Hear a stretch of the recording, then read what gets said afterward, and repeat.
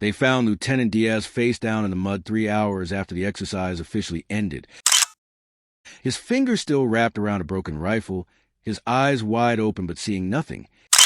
And that is when the international instructors finally understood that Filipino bravery is not something you teach, but something you survive. The sun had not yet risen over Fort Magsaysay when the 18 Filipino Scout Rangers lined up in perfect silence. Their boots were cracked, their uniforms were faded, but their eyes were burning with something that made the visiting American and Israeli commandos shift uncomfortably. It was March 15th, 2024. The first ever Joint Extreme Endurance Summit had begun. The rules were simple. 40 soldiers from 4 countries, Philippines, United States, Israel, and Australia, would enter the Zambales jungle for 72 hours.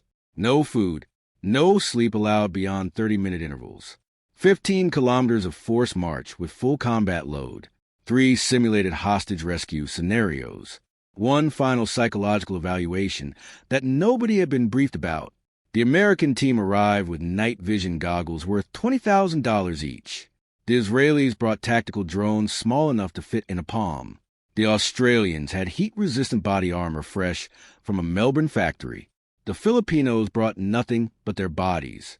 Senior Master Sergeant Emil Cayetano was 42 years old, the oldest man in the exercise. He had survived 17 real combat missions, including the 90-day siege of Marawi in 2017, where he watched 14 of his brothers fall inside a single building. His left knee had been rebuilt with metal pins. His right ear was half gone from an IED blast. He did not complain. He never complained. "Sir," whispered a young Filipino private named Marco Reyes, barely 20 years old, "the Americans are laughing at our rifles." Cayetano looked at the young man. Marco's M16 was from 1988. The stock was held together with electrical tape. The barrel had been cleaned so many times it had worn thin. "Let them laugh," Cayetano said quietly. "Laughing uses oxygen. They will need that oxygen later." At 0600 hours, the horn sounded. The first phase was a 15-kilometer forced march through triple canopy jungle. Each soldier carried 40 kilograms of gear. The temperature was already 34 degrees Celsius. Humidity sat at 90%. The Americans started fast. They always started fast. Their boots were new, their hydration systems were high-tech, and their confidence was visible from a kilometer away. By kilometer 3, 2 Australians had already dropped out with heat exhaustion. The Israeli commander, a sharp-faced captain named Yosef Barak, ordered his men to slow down and conserve energy. But the Americans kept pushing. By kilometer 7, the jungle had swallowed everyone's GPS signals. "Everyone stop," shouted the American team leader, a muscular staff sergeant named Daniels. He kept tapping his wrist-mounted navigation device. "I've lost satellite. Everyone hold position." The Israelis stopped. The Australians stopped. The Filipinos did not stop. Cayetano kept walking. His men followed without a word. "Hey!" Daniel shouted. "Cayetano, you're going the wrong way." Cayetano did not turn around. He simply pointed at a broken branch on a tree to his left, then at moss growing on a rock to his right, then at the angle of the sunlight cutting through a gap in the canopy. "The river is 400 meters east," Cayetano said, without breaking stride. "The exfil point is 2 kilometers north-northwest of the river bend. You are currently facing south." Daniels looked at his dead GPS. Then he looked at the Filipinos disappearing into the green darkness. "Move out," Daniels muttered. "Follow the locals." By kilometer 11, the march became a crawl. The terrain turned into a near-vertical ridge covered in razor grass that cut through uniform fabric like scissors through paper. Every step required grabbing roots, pulling body weight upward, and ignoring the burning sensation in every muscle. Private Marco Reyes fell first. He was not weak. He had passed every Philippine Army physical test with flying colors. But he was young, and young bodies sometimes forget that the mind gives up before the body does.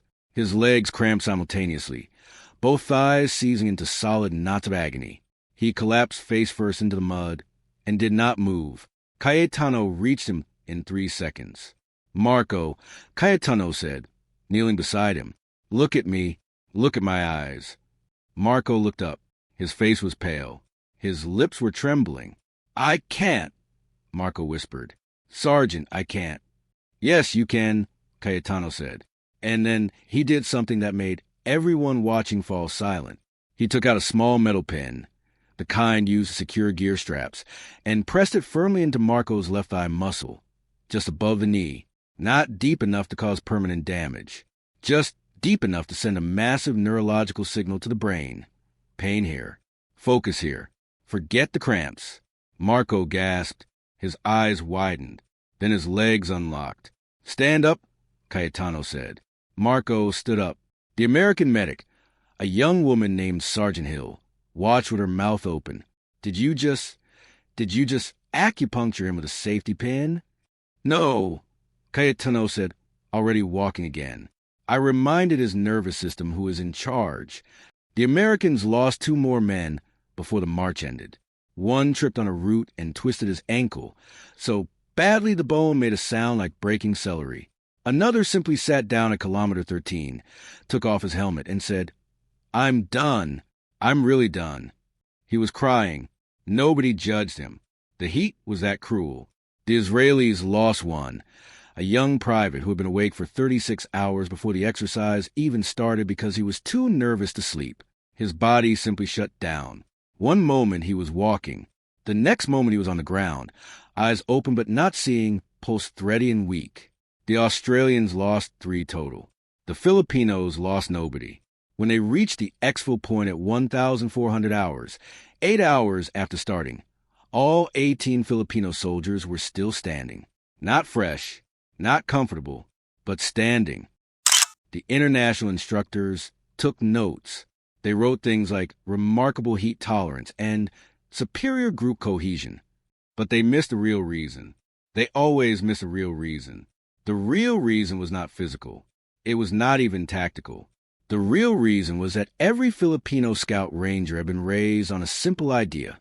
You do not leave anyone behind, and you do not stop until everyone is safe.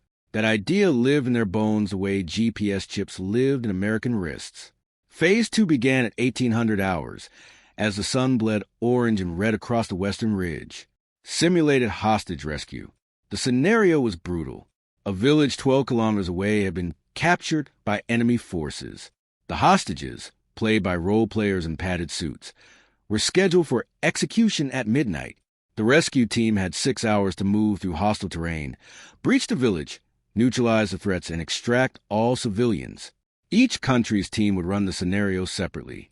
The instructors would grade speed, accuracy, casualty prevention, and adherence to rules of engagement.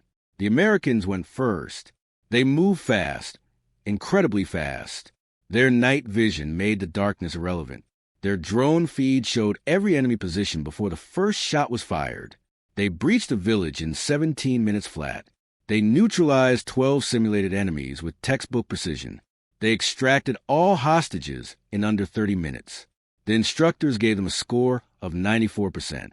The only deduction was for a moment of hesitation when one American soldier almost fired on a role player who had not properly raised his weapon. Good work, the head instructor said. Very professional. The Israelis went second. They were slower but more methodical. Instead of a direct breach, they sent a 2-man team to climb onto the village roofs and establish overwatch positions before the main assault. When the breach came, it was synchronized to the second. Every enemy fell within the same 5-second window. 0 hesitation. 0 friendly fire. Score, 96%. The Australians went third. They were solid but unspectacular. Their breach worked. Their extraction worked. But 2 of their soldiers got turned around in the dark and almost walked into a simulated minefield. Score, 88%. Then it was the Filipinos' turn. Cayetano gathered his 17 men in a tight circle. They had no night vision. They had no drones. They had no heat scopes. They had 1 flashlight between all of them, and its batteries were from 2021. Listen, Cayetano said. His voice was so quiet the men had to lean in. The Americans used technology. The Israelis used tactics. We will use the darkness itself. They moved into position without a single sound, not almost without sound. without any sound at all. The instructors watching through thermal cameras could see the heat signatures of 17 men moving to the brush, but their microphones picked up nothing. No twig snapping, no gear clinking, no whispered commands. How are they doing that? One instructor whispered to another. The other instructor just shook his head. At 2,345 hours, 15 minutes before the simulated execution, Cayetano gave the signal. He did not use a radio. He did not use a hand signal. He used a bird call, a specific low-pitched whistle that sounded exactly like a Philippine cuckow, a bird that lived in these jungles and called only at night. The enemy role players heard the bird. They thought nothing of it. The Filipino soldiers heard the bird, and they moved. They flowed into the village from 4 directions simultaneously, not as individuals, but as a single organism. One man took the north entrance. One took the south. 2 climbed onto roofs using nothing but their fingertips and the texture of bamboo walls. The rest flowed through gaps between huts that the enemy had not even known existed. The first enemy role player felt a tap on his shoulder. He turned. Private Marco Reyes was standing behind him, empty-handed, smiling. "You are dead," Marco whispered. The role player looked down. Marco's hand was pressed against his chest. If this had been real, Marco could have shoved a knife between his ribs before he finished blinking. The second enemy went down the same way. Then the third. Then the fourth. The Filipinos did not fire a single shot. They did not need to. They simply appear behind every enemy position, like ghosts made of sweat and determination. By 23:55, 10 minutes early, all hostages were free. All enemies were neutralized. 0 casualties. 0 noise. The instructors sat in stunned silence. Then one of them, a grizzled Israeli veteran named Colonel Eli Rosen, stood up and said something that would be repeated in military journals for years. "I have trained with Navy SEALs," Rosen said slowly. "I have trained with Sarah Mackle. I have trained with the British SAS. I have never seen a silent breach executed that cleanly with 0 optics and 0 communications." He looked at Cayetano. "Where did you learn to move like that?" Cayetano shrugged. "The jungle taught us. Every Filipino child learns to walk silently before they learn to read. It is not a skill. It is survival." The score came back 20 minutes later. The Filipinos received 98%, the highest of all 4 teams. The only deduction was for non-standard neutralization technique, which was instructor speak for they didn't shoot anyone, and that made us uncomfortable. Cayetano did not celebrate. He simply nodded and told his men to rest for 2 hours before the final phase. 2 hours of rest. After 16 hours of marching, crawling, climbing, and silent killing, the Americans looked at each other. The Israelis exchanged glances. The Australians just shook their heads. These Filipinos were not human. They were something else. Phase 3 was announced at 0200 hours. The instructors gathered all remaining soldiers, 31 total, after the 9 dropouts, in a large clearing. No one had slept more than 30 minutes in the past 40 hours. The temperature had dropped to a sticky 26 degrees. The jungle was alive with insect noise.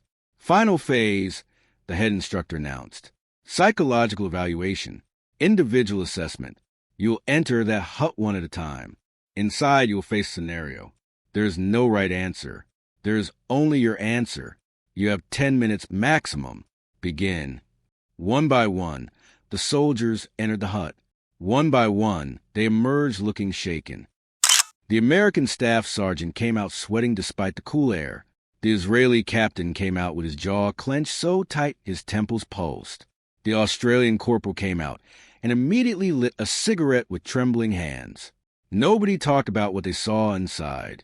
When it was Cayetano's turn, he walked in with the same calm expression he always wore. The hut was dark except for a single light shining on a chair in the center of the room. In the chair sat a boy, maybe 12 years old, wearing a dirty shirt and holding a wooden rifle. A speaker crackled to life. "This child has been radicalized. He has information about an imminent attack on a school. He will not talk. You have 10 minutes to extract the information. You may use any method except permanent physical harm. Begin." Cayetano looked at the boy. The boy looked back at him. For a long moment, neither of them moved. Then Cayetano did something that broke every expectation the instructors had. He did not yell. He did not threaten. He did not use psychological pressure or sleep deprivation, or any of the standard interrogation techniques taught in every military academy on Earth. He sat down on the floor, cross-legged, like a child, and he began to talk. The contrast between the harsh military scenario and the quiet human moment is striking. Documentary realism, chiaroscuro lighting, emotional depth. He talked about his own son, who was 11 years old and loved to play basketball. He talked about the smell of rain on a tin roof. He talked about the taste of his mother's sinigang, sour soup with tamarind and pork, and how he had not tasted it in 11 years because his mother had died while he was deployed. He talked about fear. He talked about how fear was not weakness. He talked about how even the bravest soldiers he knew woke up screaming sometimes. And then he said something that made the boy's eyes fill with tears. "You are holding that rifle because someone bigger than you told you to," Cayetano said softly. "But you are not a soldier. You are a child. And children do not have to die for the mistakes of adults." The boy's lower lip trembled. "The school," the boy whispered. "They are going to attack at dawn. The east stairwell. There's a bomb in a backpack." Cayetano closed his eyes. He had broken the boy without touching him, without threatening him, without doing anything except remembering that the enemy was also human. The instructors gave him a score of 100%.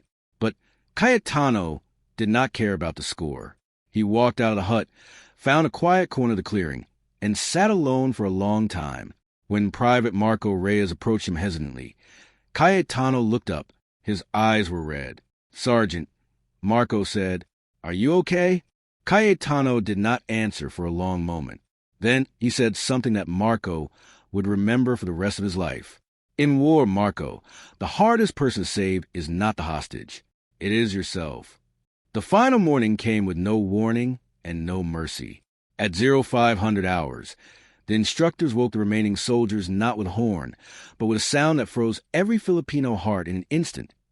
The distant crack of a single gunshot, followed by the high-pitched wail of a child screaming. Cayetano was on his feet before his eyes fully opened. His M16 was in his hands. His men were behind him in formation within 11 seconds, a response time that made the American drill instructors write furiously in their notebooks. "Listen to me," Cayetano said, his voice low and sharp. "That was not a drill. That was not a simulation. That sound came from a village 2 kilometers east, the same village we used for the hostage rescue last night." Private Marco Reyes' face went pale. "Sergeant, the role players were pulled out at midnight. There shouldn't be anyone in that village." "Exactly," Cayetano said. "The international teams were still scrambling for their gear. The Americans were arguing about whose turn it was to carry the drone battery. The Israelis were checking their rifles with mechanical precision, but moving too slowly, weighed down by the exhaustion of 48 hours without real sleep. The Australians had lost 2 more men during the night to dehydration and were down to a skeleton crew of 5, but the Filipinos were already moving. Cayetano did not wait for permission. He did not wait for orders. He did not wait for the instructors to tell him what was happening. He simply looked at his men, nodded once, and ran toward the sound of screaming. The village was not empty. When Cayetano arrived, he saw something that made his combat-hardened stomach turn. 5 armed men, real armed men, not role players, were standing in the village square. They wore mismatched military uniforms and black ski masks. 2 of them held local villagers on their knees with gun barrels pressed against the backs of their heads. One of them held a small girl, no older than 7, by her hair. She was the one screaming. "Everyone stop!" shouted one of the masked men. His accent was local, Tagalog with a heavy southern drawl. "Stop moving or the girl dies." Cayetano froze. His men froze behind him. The international teams arrived seconds later, skidding to a halt at the edge of the village, weapons raised but no clear shot available. "Who are these people?" whispered the American Sergeant Daniels, his voice tight with confusion. "I thought this was an exercise." "It was," Cayetano said quietly. "But someone forgot to tell the real enemy." The next 60 seconds were chaos. The Israeli captain, Barak, raised his rifle and attempted a precision shot at the man holding the girl, but his scope fogged in humidity. A tiny detail that would have been irrelevant in the simulator, but was fatal in real life. He hesitated for half a second to wipe the lens.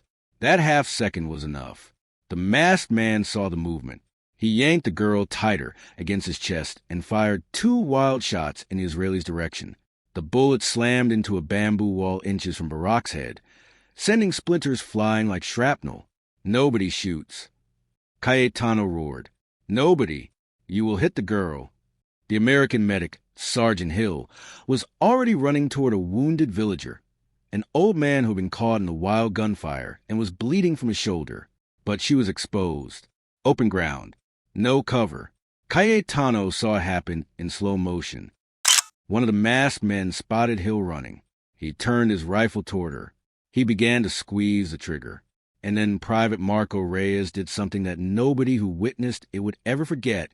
The 20-year-old soldier, the same boy who had collapsed from leg cramps less than 24 hours earlier, threw himself across the open ground and tackled Sergeant Hill to the dirt. The bullet that was meant for her chest passed through the fabric of Marco's uniform sleeve instead, tearing a hot furrow across his bicep but missing bone. Marco landed on top of Hill, covering her body with his own, and shouted at the top of his lungs, "Stay down!" Cayetano did not have time to feel pride or fear. He only had time to act. Team 1. Suppression fire on the left hut. He barked into the silence that followed the gunshot. Team 2. Flank right through the rice paddies. Team 3 with me. The Filipinos moved like water finding cracks in a dam. 3 men peeled left and fired controlled bursts at the hut, where 2 masked men had taken cover, not to hit them, but to keep their heads down. 4 men disappeared into the waist-high grass of the rice paddies to the right, invisible within seconds. Cayetano took the remaining 10 men in a low crawl toward the village's central well, which provided the only solid cover between them and the hostage-takers. The Americans watched, frozen. The Israelis watched, calculating. The Australians watched, helpless. None of them moved, because none of them had trained for the specific nightmare, a hostage situation in a foreign village, with local civilians, local terrain, and a local enemy who thought exactly like the locals did. But the Filipinos had trained for this. They had lived this. In Marawi, in Zamboanga, in countless small villages that never made international news where the enemy wore the same clothes as the farmers and slept in the same houses as the children. "Sergeant," whispered one of Cayetano's men, a grizzled veteran named Corporal Tomas Tommy Batak. "The girl, the man holding her, is using her as a shield. Every time we move, he moves her between us and him." Cayetano nodded. He had seen it too. "Then we don't shoot him," Cayetano said. "We make him drop her." "How?" Cayetano's eyes found Marco Reyes, who was now crouched behind a cart with Sergeant Hill, his wounded arm bleeding through a hastily applied bandage. Marco looked up and met his sergeant's gaze. Cayetano made a hand signal, a gesture that looked like someone wiping sweat from their forehead. Marco's eyes widened. He understood. It was a signal for the Suntaca Cebuan, the punch to the moon, a desperate, high-risk maneuver that had only been attempted twice in Philippine Scout Ranger history. Both times it had worked. Both times the soldier who attempted it had almost died. Marco took a deep breath. He looked at his wounded arm. The bleeding had slowed but not stopped. His muscle was on fire. His head was pounding from exhaustion and dehydration. You do not leave anyone behind. He stood up, not slowly, not cautiously. He stood up fast, and he started walking toward the masked men with his empty hands raised above his head. "What the hell is he doing?" hissed the American sergeant. Cayetano did not answer. He was already moving into position, circling wide to the left with 3 of his best men. Marco walked into the center of the village square, 50 meters from the hostage-takers. 40 meters. 30. "Stop!" screamed the man holding the girl. "Stop, or I kill her." Marco did not stop. "I'm not armed," Marco said loudly, his voice carrying across the square despite his dry throat. "Look at my hands. No weapon. I just want to talk." "Talk." The masked man laughed. A harsh, broken sound. You want to talk? You have 5 seconds to turn around and walk away. Boy, or I put a bullet in this little girl's head. 5, 4. Marco kept walking. 25 meters. 3. Marco's heart was pounding so hard he could feel it in his teeth. His wounded arm throbbed. His leg screamed. But he did not stop. 2. And then Marco did something that the instructors would later describe as either the bravest or the most insane thing they had ever witnessed. He smiled. Not a sarcastic smile. Not a defiant smile. A gentle, sad, understanding smile. The kind of smile a big brother gives a younger sibling who is about to make a mistake. I know you don't want to hurt her, Marco said softly. I know because I see your hand shaking. You have a daughter, don't you? About her age? The masked man's grip on the girl faltered for a fraction of a second. That was all Cayetano needed. The shot came from the left, not a gunshot, but the sharp crack of a wooden staff hitting a knee. Cayetano had circled around the back of the left hut and emerged less than 5 meters from the second masked man. His M16 was slung across his back. In his hands was a simple baston, a rattan fighting stick, the kind used in Filipino martial arts for centuries. The staff connected with the man's kneecap. The man screamed and collapsed. Before the sound finished echoing, Cayetano's 2 teammates struck. One disarmed the third masked man with a wrist lock, so fast it looked like magic. The other drove his shoulder into fourth man's chest, slamming him against a bamboo wall so hard the entire hut shook. That left the leader, the man holding the girl. He saw his men falling. He saw Marco still walking toward him. He saw Cayetano emerging from the shadows with a wooden stick and a face like stone. He made a choice. Instead of shooting the girl, he threw her aside hard toward the ground and raised his rifle at Marco. The girl hit the dirt with a cry that cut through the morning like a knife. Marco dove, not away from the gun, toward it. The rifle fired. The bullet passed through the empty air, where Marco's chest had been a split second earlier. Marco's body slammed into the masked man's legs, driving both of them to the ground. The rifle clattered away. The man's head hit a rock. Marco rolled off him and lay on his back, gasping, staring at the pale blue sky. I'm alive, he whispered to no one. I'm actually alive. It was over in less than 90 seconds. All 5 masked men were on the ground. 3 unconscious, 2 screaming in pain from broken bones. The villagers were alive. The little girl was crying but unhurt. Sergeant Hill was already running toward her with a medical kit. The international team stood at the edge of the village, weapons still raised, mouths open, eyes wide. They had done nothing. The Filipinos had done everything. Colonel Eli Rosen, the Israeli veteran who had watched the entire engagement from a rooftop perch, climbed down slowly and walked toward Cayetano. His face was unreadable. His hands were shaking slightly. I have seen many things in 30 years of service, Rosen said quietly. I have never seen a hostage rescue executed with 0 friendly casualties, 0 hostage casualties, and 0 enemy fatalities. Do you understand what you just did? Cayetano was kneeling beside Marco, checking his wounded arm. He looked up at Rosen with tired eyes. I did what any Filipino soldier would do, Cayetano said. I protected my people. Rosen shook his head slowly. No, he said. You did what very few soldiers in the world can do. And I think the rest of us have been training wrong for a very long time. The real enemy, the 5 masked men, were later identified as a local extremist group that had somehow infiltrated the training area. They had seen the international exercise as an opportunity to make a statement by taking foreign hostages.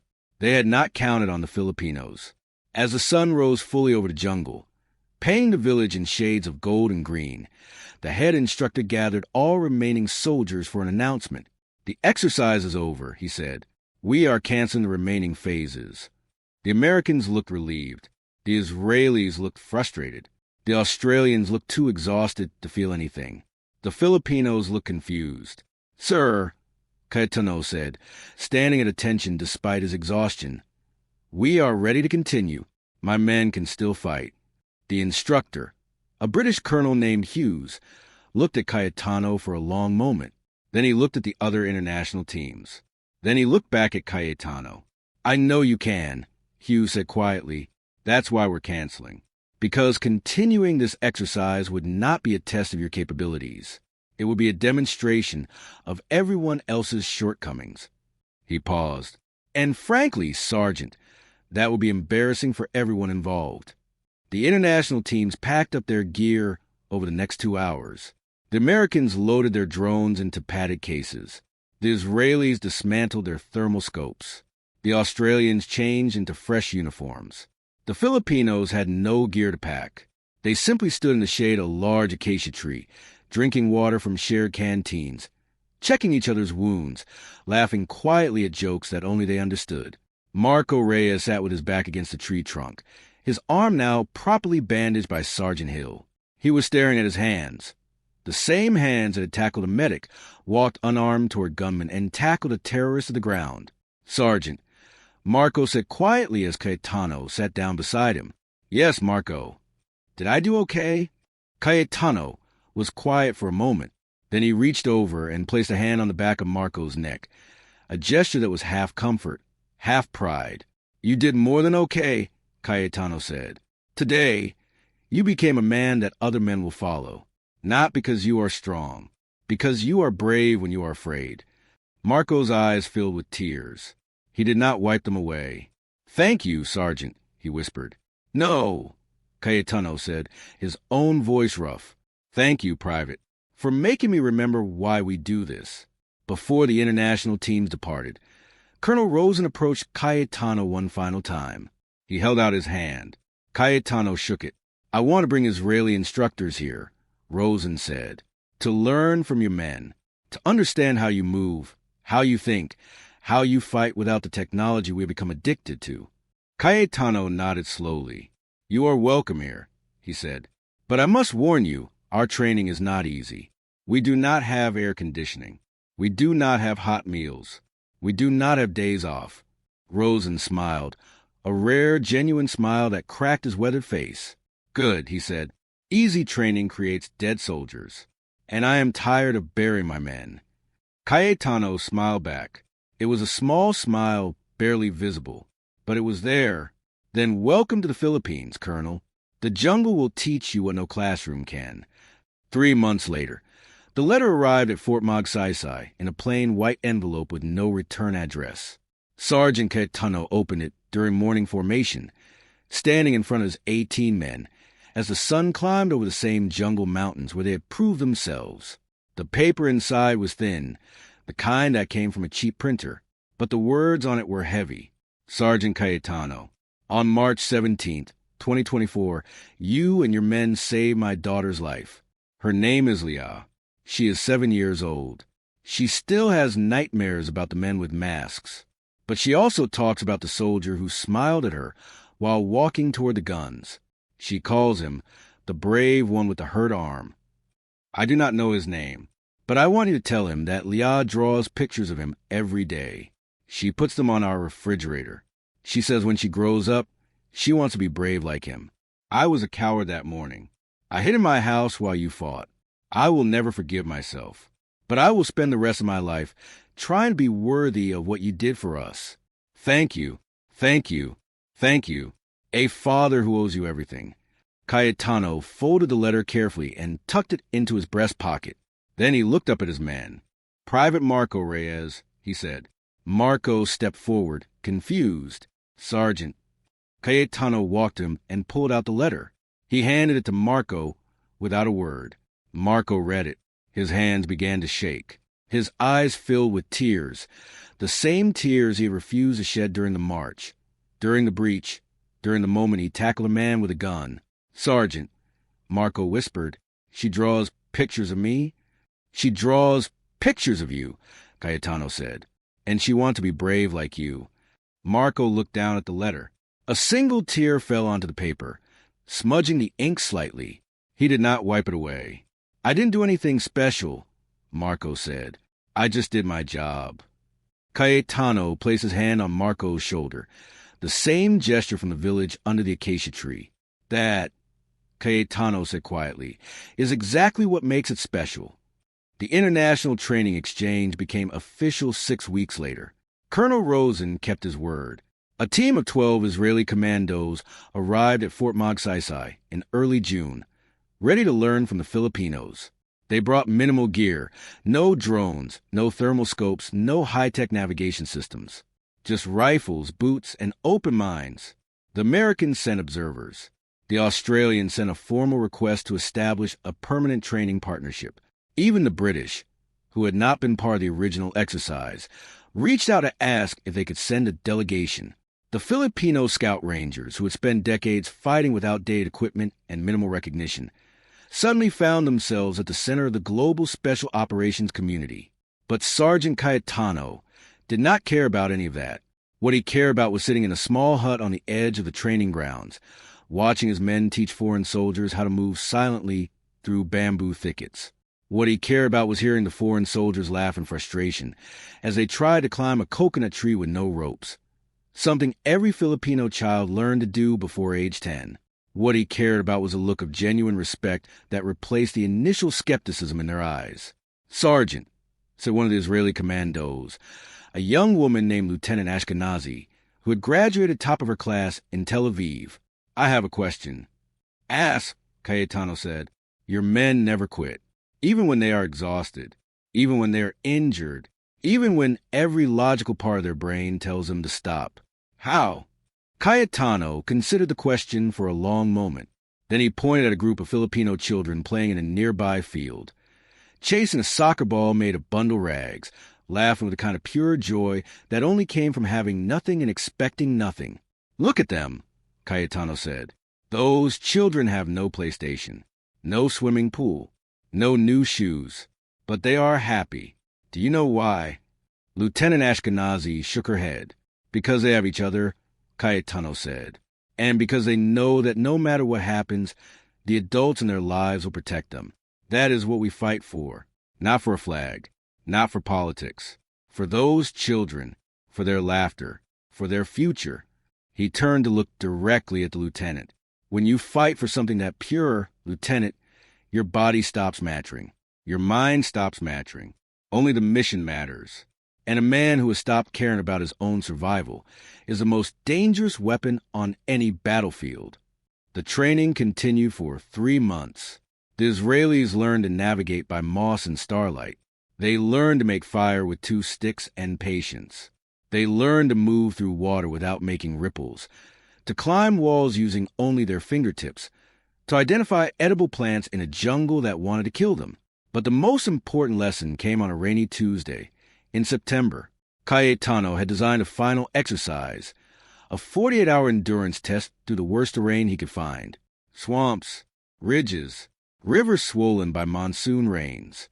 The foreign soldiers would carry full combat loads. They would receive no food. They would be allowed to sleep for only 4 hours total. The Israelis completed the exercise. Barely. 12 went in. 9 came out. The 3 who dropped out did so with injuries. Sprained ankles, severe cramps, 1 case of early-stage hypothermia from crossing a river at night. The Americans sent a team of 8.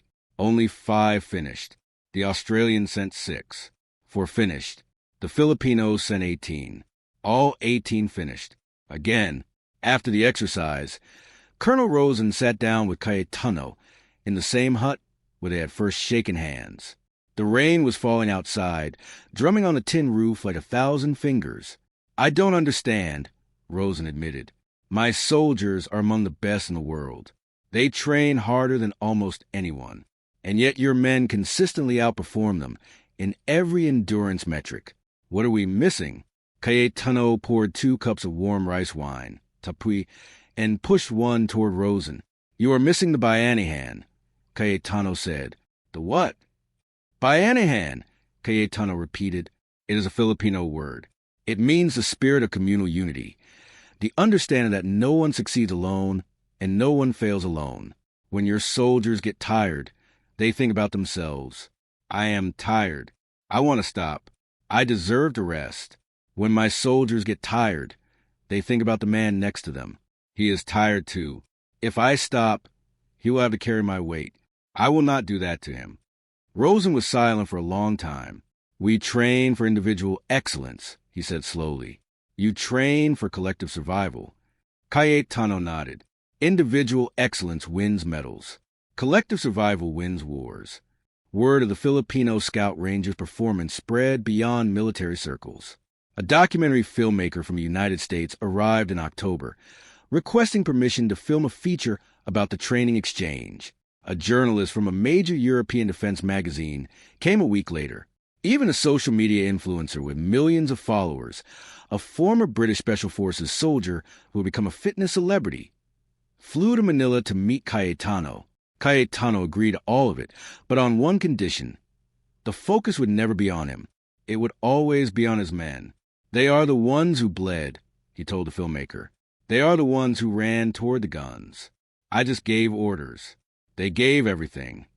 The documentary, released in January 2025, was titled The Ghost of the Jungle. It featured footage of the original 72-hour exercise, including the silent breach that had stunned the international instructors. It included interviews with Colonel Rosen, who called the Filipinos the most underrated special operations force in the world.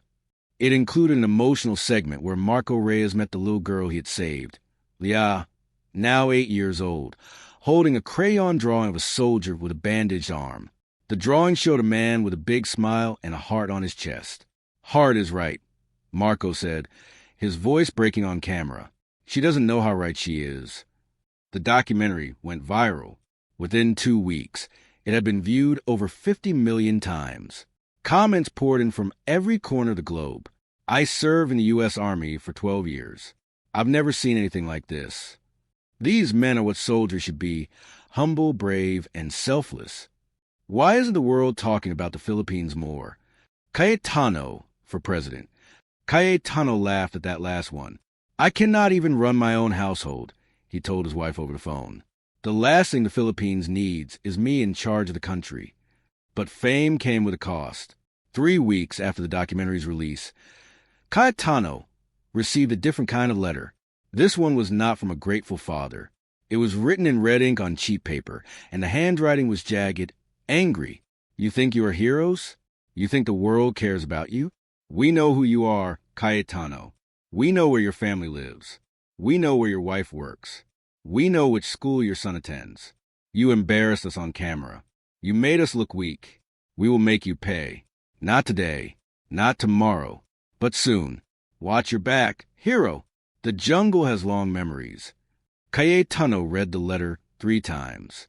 Then he burned it in a metal trash can behind his barracks. He did not tell his wife. He did not tell his men. He did not tell the instructors or the journalists or the documentary filmmakers who were still asking for interviews. He told no one, because that was his way.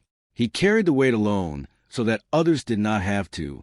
But that night, lying on his cot in the barracks, listening to the distant sounds of the jungle he called home for 23 years, Sergeant Emil Cayetano allowed himself one moment of fear, one moment of imagining his wife's face, his son's laugh, the life he had built outside the uniform.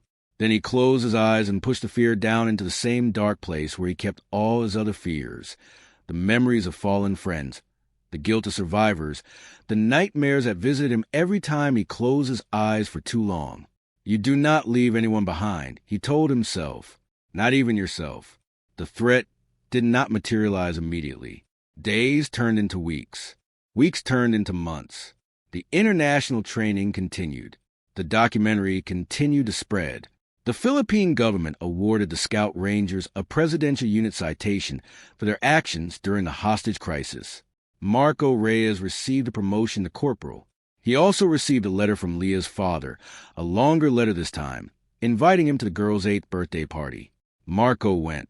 He brought a doll he had saved 3 months of his salary to buy. Leah named the doll Corporal Marco and slept with it every night.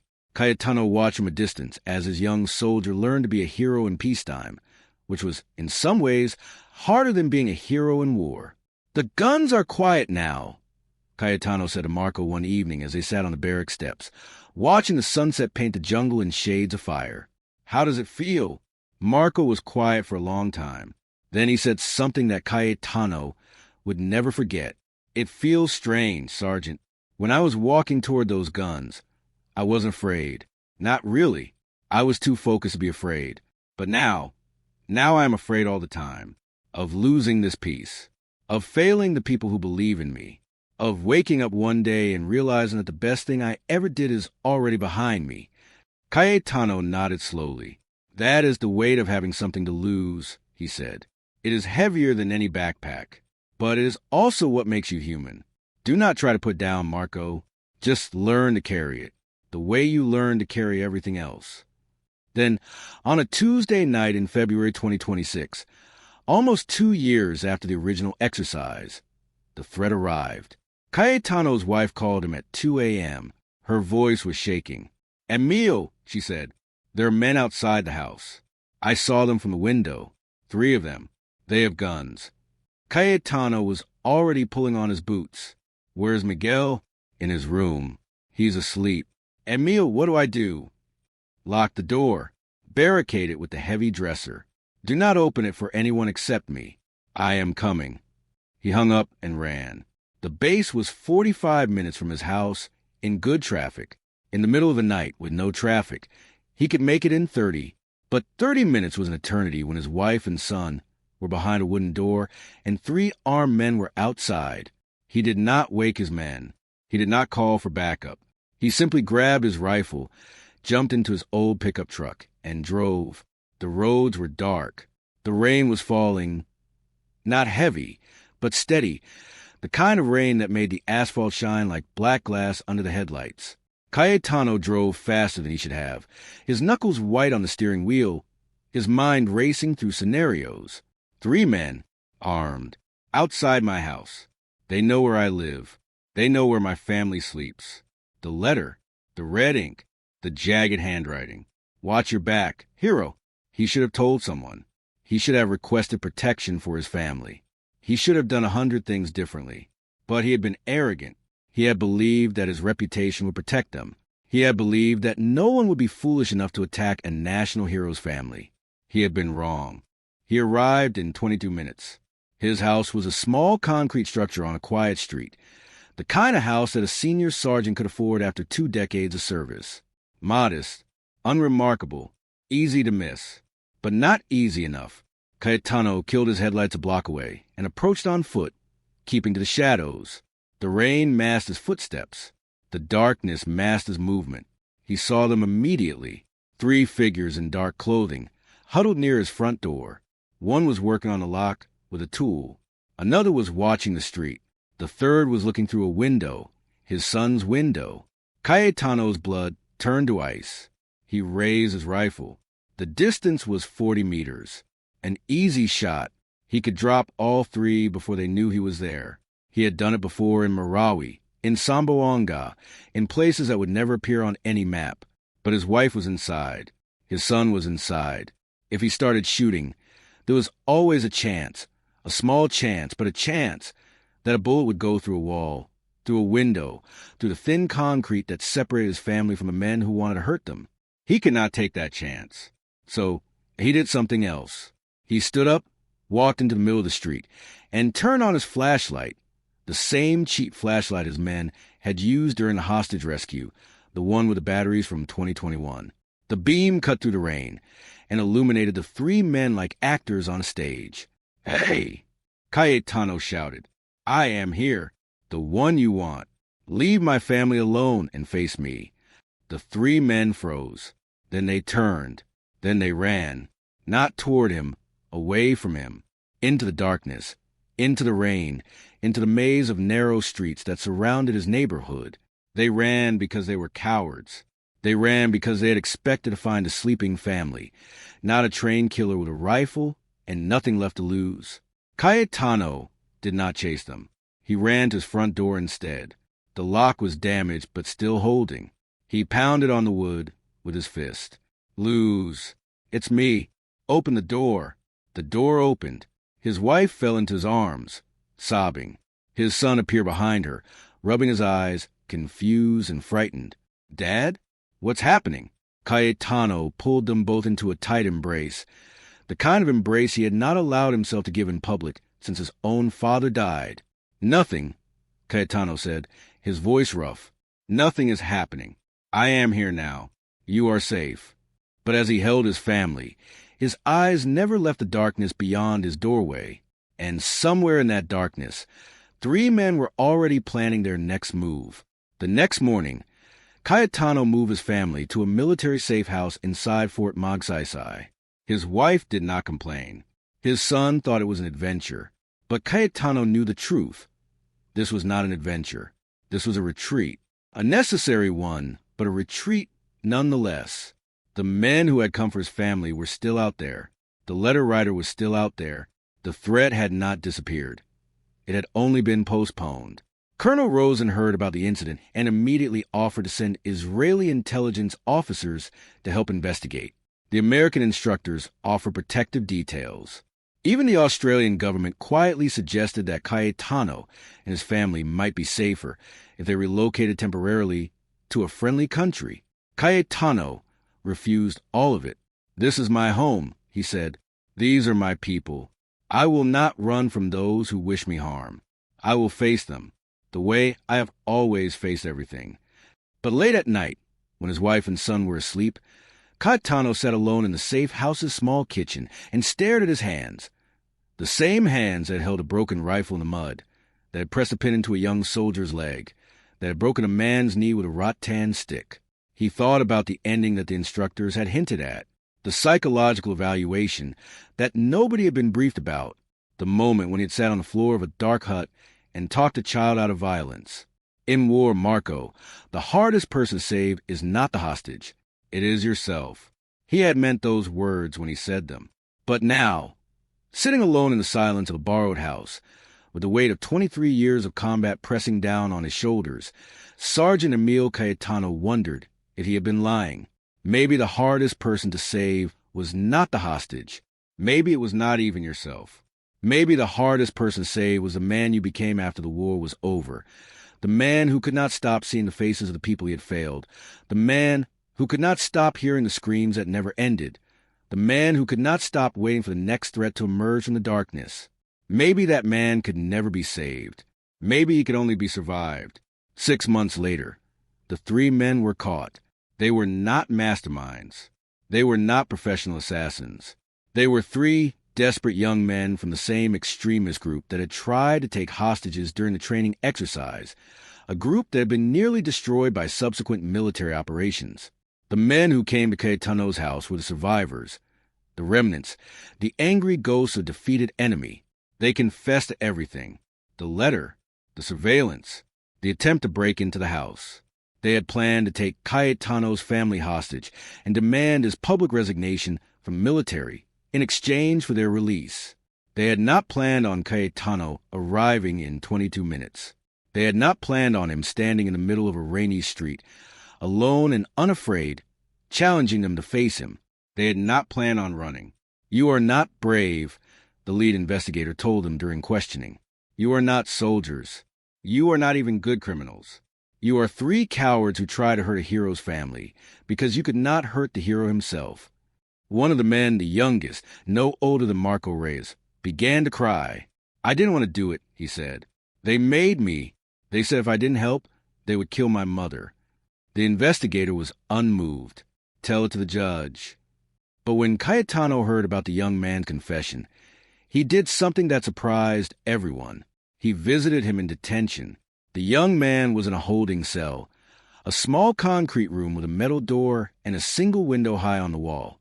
He was sitting on the floor, his back against the wall, his face buried in his hands. When the door opened and Cayetano walked in, the young man looked up. His eyes went wide with terror. "Please," the young man whispered. "Please don't hurt me." Cayetano did not say anything for a long moment. He simply stood there, looking at the young man. This boy, really no older than his own son would be in 12 years. Then Cayetano sat down on the floor across from him, cross-legged, like a child, just like he had done in the dark hut, with the boy who held a wooden rifle. "I am not going to hurt you," Cayetano said softly. "I am going to ask you one question, and I want you to answer honestly." The young man nodded, trembling. "Your mother," Cayetano said, "is she safe now?" The young man's face crumpled. Tears streamed down his cheeks. "Yes," he whispered. "The military rescued her 3 days ago. She is in a shelter. She doesn't know I'm here. Cayetano nodded slowly. Then you have something to live for, Cayetano said. Something to become better for. Do not waste it. He stood up, walked to the door, and knocked twice at the guard to let him out. Before he left, he turned back to look at the young man one final time. I forgive you, Cayetano said, but you must forgive yourself. That is the harder battle. The door closed. The young man sat alone in the concrete room, crying in a way he had not cried since he was a child. And somewhere outside, in the rain-soaked courtyard of the detention center, Sergeant Emil Cayetano lit a cigarette, the first one he had smoked in 11 years, and allowed himself to feel something he had not felt in a very long time. Hope. The jungle did not claim Sergeant Emil Cayetano. The enemy did not claim him. The nightmares did not claim him. He survived, not because he was the strongest or the fastest or the most skilled. He survived because he understood something that the international instructors had taken years to learn. Bravery is not the absence of fear. Bravery is the willingness to carry your fear with you, to hold it in one hand and your rifle in the other, and keep moving forward anyway. The Filipino Scout Rangers continue to train at Fort Magsaysay. The international exchange program has become permanent, with soldiers from 11 different countries now coming to the Philippines to learn what the jungle can teach. Corporal Marco Reyes is now Sergeant Marco Reyes. He still visits Leah and her family every month. He still carries the doll she gave him in his backpack on every mission, a small piece of hope in a world that often offers none. And Sergeant Emil Cayetano? He still wakes up at 4 a.m. every morning. He still runs 5 kilometers before breakfast. He still cleans his old M16 with the same care he used 23 years ago. But now, when he finishes his run, he goes back to the safe house, now a permanent home, and makes breakfast for his wife and son. He makes sinigang, the sour soup his mother used to make. He teaches his son how to move silently through bamboo. He tells his wife that he loves her every single day because he has learned that tomorrow is never promised to anyone. The letter from a young man's mother arrived 6 weeks after the detention center visit. Sergeant Cayetano, my son told me what you said to him. He told me you sat on the floor. He told me you forgave him. I have spent my whole life thinking that soldiers were monsters. You have shown me that some soldiers are angels. My son will go to prison. He will pay for what he did. But because of you, he will not go to prison as a monster. He will go as a man who made a mistake and was shown mercy. I cannot repay you. I can only say thank you. And I can promise you this.